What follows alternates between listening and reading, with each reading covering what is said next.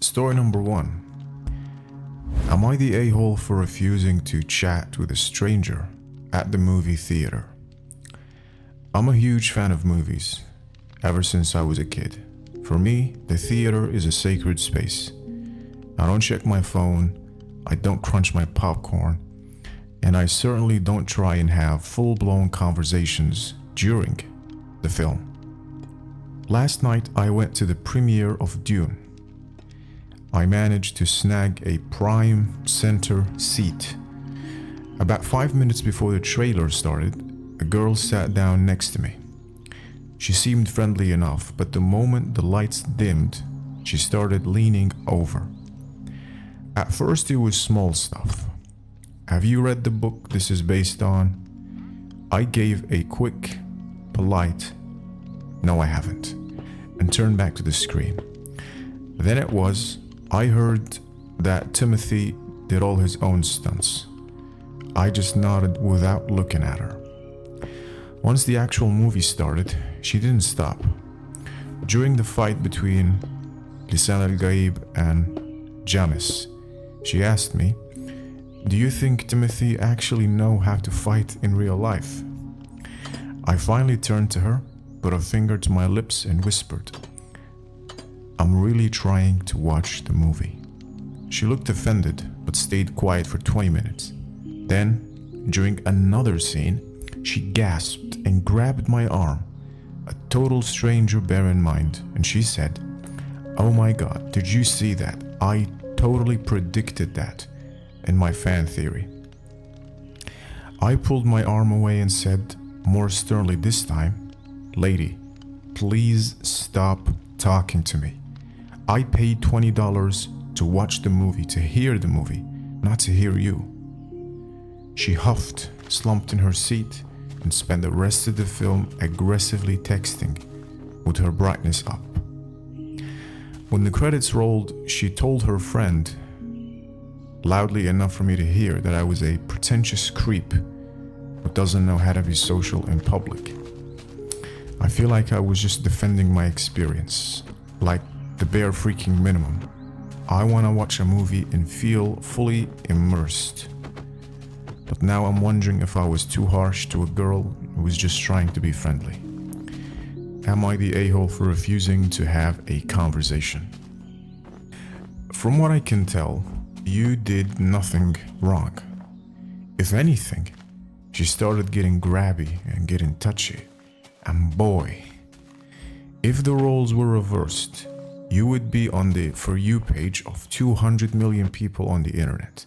And you're definitely getting cancelled tomorrow. Jimmy Kimmel himself might do the honors to cancel you.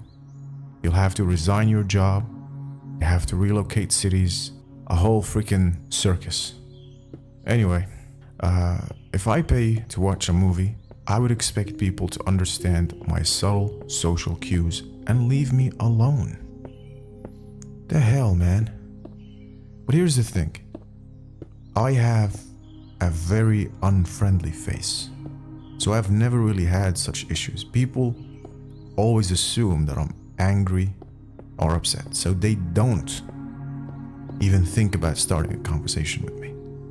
You know what? Let me talk about this. Let me tell you a quick side story. One day, I had just finished my exam, so I was walking a long path to get to the front gate of my college. And I think it was winter, maybe like February, something like that. And there was this car in the parking lot, like maybe 20 meters away from me. And there was a girl there by herself in the driver's seat. The moment we made eye contact, she leaned towards her passenger seat and locked it and just started looking down to her phone. She didn't want to look at me again. Now stay with me, okay? I don't mind women locking their cars as they're inside it. You know what? In fact, I encourage it. Honestly, there are lots of twisted people roaming the world these days. What upset me was the fact she only did that as she saw me walking towards her car. Because there was like at least 20 people walking, and and talking pretty close to her. So it's the timing that made me feel weirded out. Maybe you guys have an explanation for that. It's one of those trivial events that linger in your memory. Yeah, the original story here, you're not the a-hole brother, you wanted to watch Lisan al-Gaib in total silence. Relatable, based and relatable. Next story. Am I the a-hole for telling my best friend that she's not honest? She is just straight up cruel. I have a friend, 23F, we'll name her Jennifer, who wears her brutality like a badge of honor.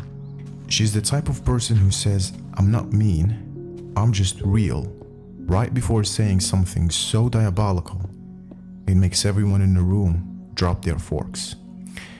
Usually I roll with it, but yesterday she went way too far. We were grabbing coffee, and she decided it was time for an intervention regarding my life. She didn't offer advice on how to improve. She just started deconstructing my entire freaking existence. She told me my career choice was a dead-end hobby for people who were afraid of real work, and that the reason my last relationship failed wasn't because of compatibility, but because I'm fundamentally exhausting to be around. Damn. Are you sure she's your best friend? My worst enemy wouldn't say that shit. Anyway, it didn't feel like a friend trying to help me grow. It felt like she had been holding on to a list of every insecurity I've ever shared and decided to weaponize them all at once. I sat there for a second, feeling the heat rise on my face, and finally said, "Jennifer, you're not being honest right now. You're just being mean and condescending. This is not advice. You're just breaking me down for no reason." She looked like I had slapped her. She immediately got defensive, scoffed, and told me that if I can't handle the hard truth, then I'm too sensitive for the real world. She said she was the only one in our circle brave enough to tell me what everyone else is thinking behind my back. I left after that, but now the aftermath has hit the group chat. She posted a long paragraph about how she hates having to walk on eggshells, and how true friendship requires thick skin. Few people are staying silent, but one of our mutual friends messaged me saying I should probably just apologize. Apologize for what? I should probably just apologize because you've been friends since high school and it's just how Jennifer is. But now things are incredibly awkward and I'm honestly heartbroken by how mean she was to me. Am I the a-hole for not wanting her to be that close to me ever again? People who say they are brutally honest are usually just saying, or are basically just saying, I have the emotional intelligence of a 6-year-old bratty kid whose parents didn't raise him well. Essentially, I'm a big fan of honesty.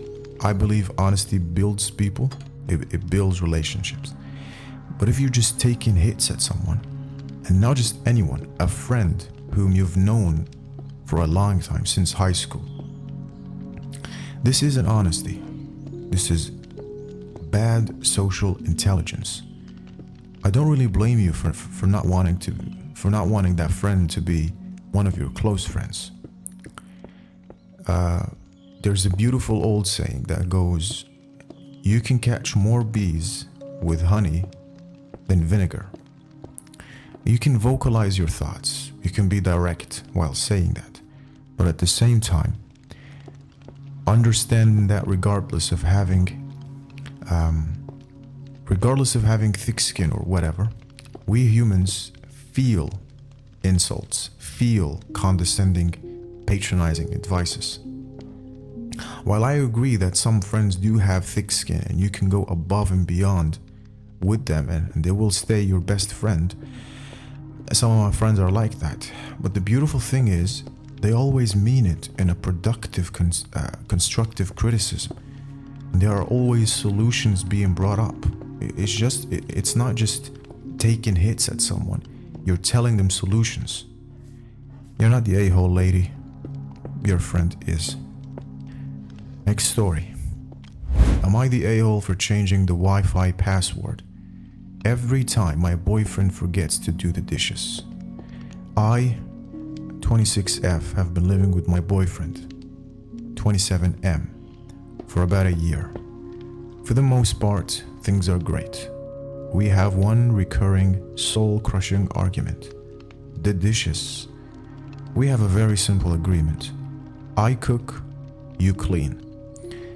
I'm a clean-as-you-go person, so when I'm done cooking, the kitchen is 80% tidy.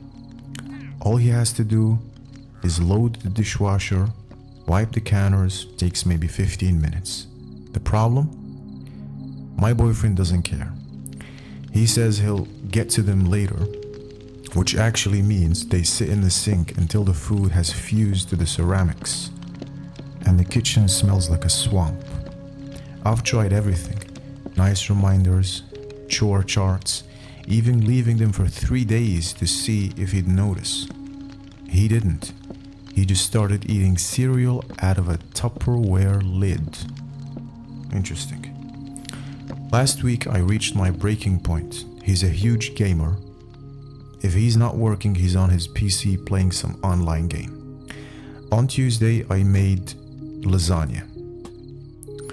It was delicious. He thanked me, promised me to do the dishes, and then immediately hopped online. By 11 p.m., the lasagna pan was still sitting there, crusting over. I asked him again, and he hit me with the classic, "Just one more match, babe." So I went into the router settings. I changed the Wi-Fi password to "do the dishes." 10 seconds later, I heard a frustrated "what the" from the bedroom. He came out, trailing his headset, and asked if the internet was down. I told him the internet is fine, but it's currently behind a paywall. The currency is clean plates. He was annoyed but did the dishes. The next night, he forgot again. I changed it to "sink is full." This has been going on for 4 days. Every time he forgets or says later, the Wi-Fi dies. He's currently pouting on the couch using his phone data, and the sink is once again full of dishes. Am I the a-hole for bringing that up? Everyone in the story is the a-hole here, honestly, but obviously to varying degrees. Him being more of an a-hole than you are. You're treating him like he's a 9-year-old child, and he's acting up like a 9-year-old child. How can this issue be solved? That's a very important question.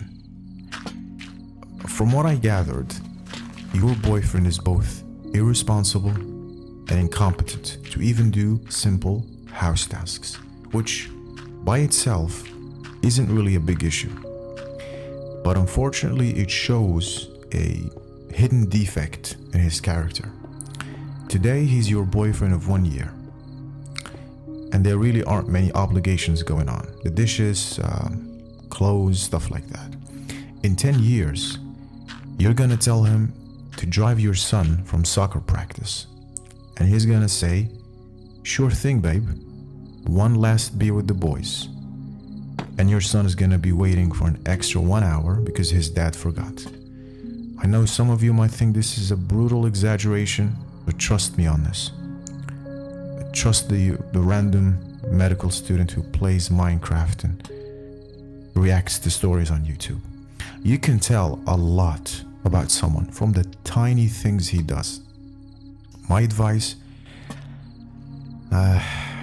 actually, I don't really know if you want to hear it or not.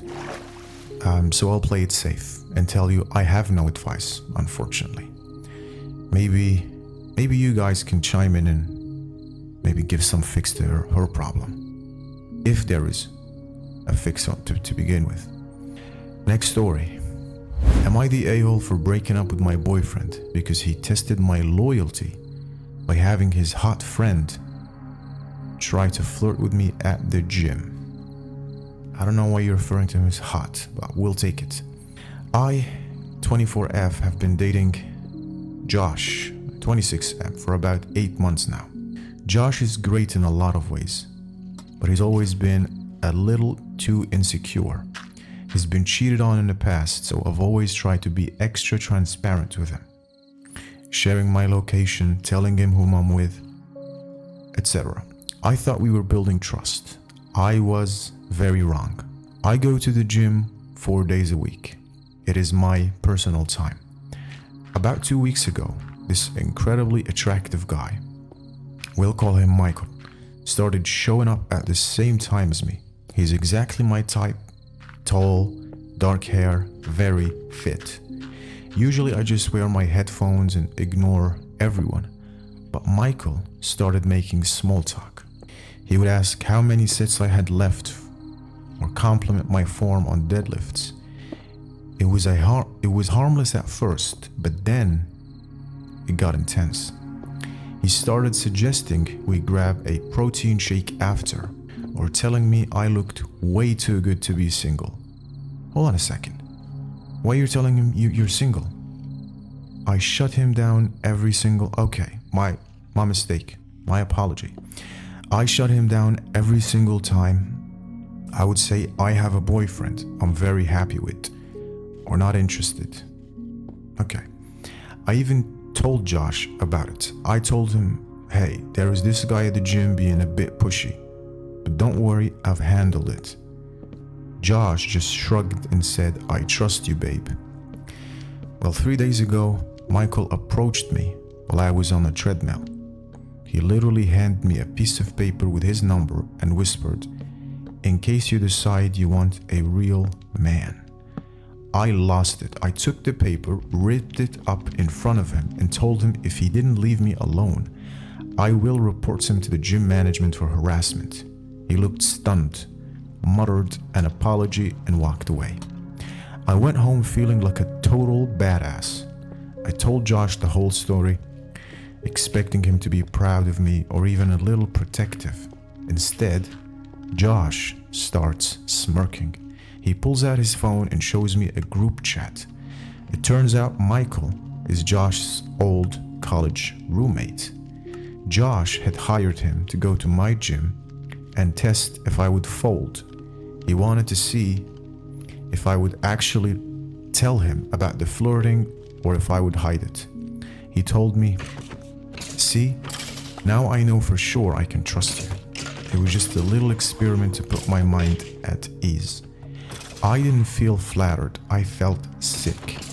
I felt like I was a lab rat in some twisted psychological game. I packed a bag and told him we were done. He started freaking out, saying I was overreacting and that any guy would do this. That's not true. That any guy would do this if they had been hurt before. He says, since I passed the test, I should be happy because our relationship is now bulletproof. Am I the a-hole for wanting to leave him? You're not the a-hole, in my opinion. I always say this. In relationships, these mind games, these psychological experiments, they have no place. A relationship is built on transparency, for the most part, especially when you're involving another person to trust your partner. And, buddy, you said something that I need to talk about.